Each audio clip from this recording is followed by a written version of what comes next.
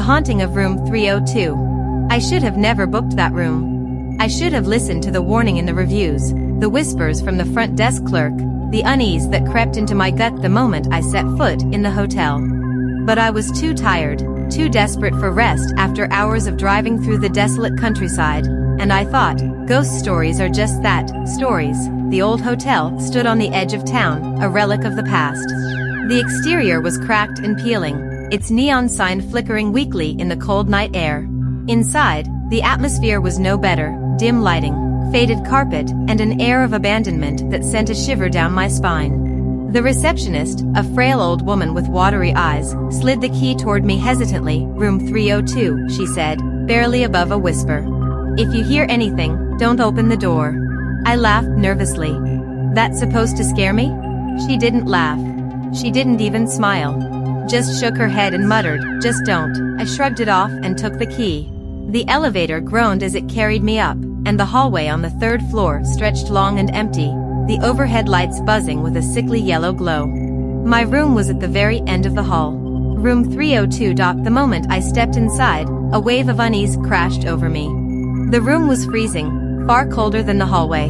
The walls were a sickly shade of beige, the furniture outdated, and the bed, something about it felt wrong. The blankets were smooth, perfectly made, but there was a deep indentation in the center of the mattress, as if someone had been lying there just moments before. Brushing off the creeping dread, I locked the door and tried to settle in. The exhaustion weighed heavy on me, so I pulled the covers up, turned off the lights, and let the darkness swallow the room whole. I woke up to a sound. A soft creak, the kind of sound wood makes when someone shifts their weight.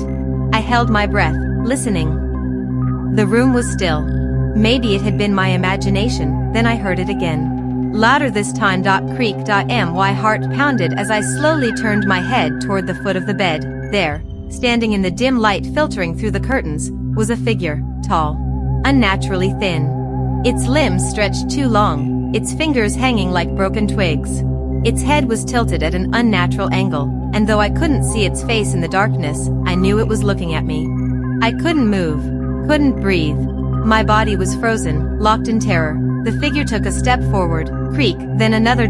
Creak. My paralysis broke. I lunged for the lamp, flipping it on, and the room was empty. Panting, I wiped the sweat from my forehead. Just a nightmare, I whispered.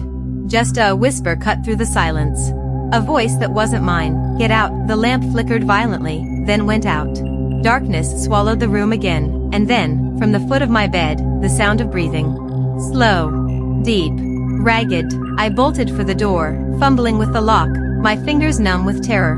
The air grew thick, suffocating, the weight of something unseen pressing down on me. The door wouldn't budge. It was as if someone, was holding it shut. Then, just as suddenly as it had started, the pressure lifted. The door swung open, and I stumbled into the hallway, gasping. The fluorescent lights outside buzzed softly, their glow comforting and warm. I turned back to look into room 302. It was pitch black inside. But just before the door slammed shut on its own, I saw it, a pair of glowing red eyes staring at me from the darkness. I ran. I didn't stop until I reached my car. I didn't even go back for my bags.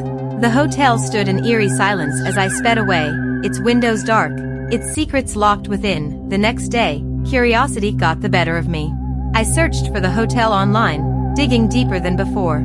And then I found an old newspaper article. A guest had been murdered in room 302 decades ago. Strangled in their sleep by an unknown intruder.